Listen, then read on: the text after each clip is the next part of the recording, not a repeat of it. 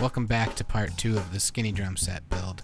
In this video I'll be building the toms and demoing the entire set. As you can see, I'm opening up 2 5-ply Keller shells that I bought from Drum Foundry, and I also bought the lugs, hoops, and some other mounting hardware from Sweetwater and Drum Factory Direct. What follows is a brief construction montage. So here you can see me cutting down the 12-inch rack tom to its final depth of 6.5 inches. The floor tom, which is a 14 by 11, I decided to keep the same. Next step was staining the drum, which I did 2 coats on the outside and 1 coat on the inside. When I built the bass drum, kind of just by accident, I ended up staining the inside of the drum, but I really loved how it looked and thought it gave it a pretty seamless look, so I decided to go for it with the rest of the kit. I'm using the Lowe's Signature Navy Stain made by Minwax.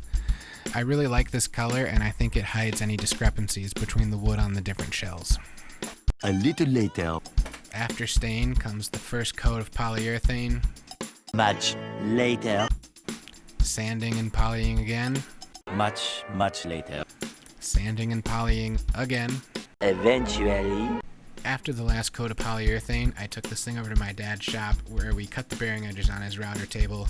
I'm doing a double 45 with a very slight 45 on the outside and a larger one on the inside. A couple people have recommended doing a roundover on the outside, and maybe in a future drum I will, but since the bass drum was done this way, I just decided to keep it the same. My next step was marking out the shell for where the lugs needed to be drilled. I ended up using the rim as a guide instead of the geometric pattern that David R put in his video, only because the shells were so small and it was just a lot easier to do.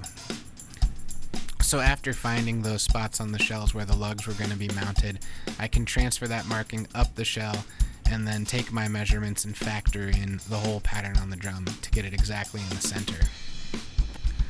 On all of these drums, I ended up using Gretsch snare lugs, which I think fit the drum really nicely for a vintage look and also cuts down on the weight of having less lugs overall on each shell. After getting the lugs installed, I just had a few more holes left for the floor tom legs and the tom mounting bracket. Once that was complete, the toms were finished and the kit was ready to go.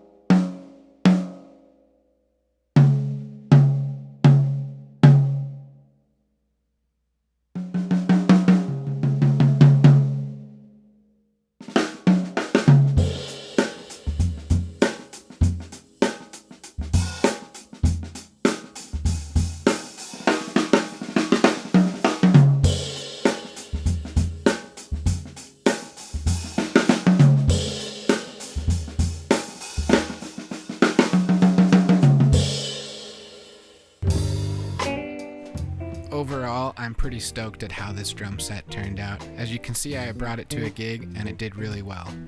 I think I found a nice balance between a compact kit that's easy to travel with, but not sacrificing drums I'm comfortable to play on. The final dimensions are a 12 by 6.5 rack tom, 14 by 11 floor tom, and an 18 by 7 inch bass drum.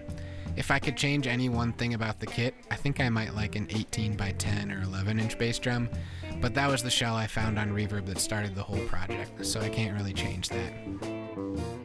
Unlike the bass drum, I invested a lot more in the toms, so all in for the whole kit, I probably spent around $400 to $500, but I think for getting to design a kit exactly as I wanted, that was a pretty good deal.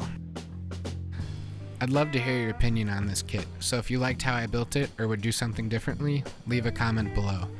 I'd also encourage you to subscribe to my channel and like this video as I'm trying to put out content on a regular basis. Thanks.